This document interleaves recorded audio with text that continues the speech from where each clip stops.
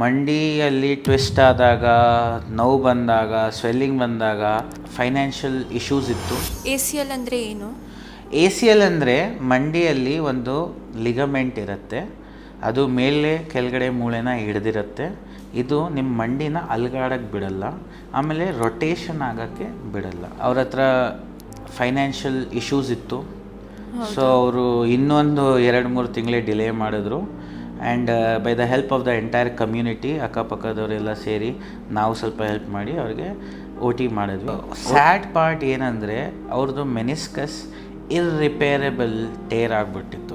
ಮಂಡಿ ಅಂತೂ stable ಮಾಡಿಬಿಟ್ವಿ, but basically ಅವ್ರಿಗೆ ಇನ್ನೊಂದು ಸರ್ಜರಿ ಬೇಕಾಗುತ್ತೆ ಫ್ಯೂಚರಲ್ಲಿ.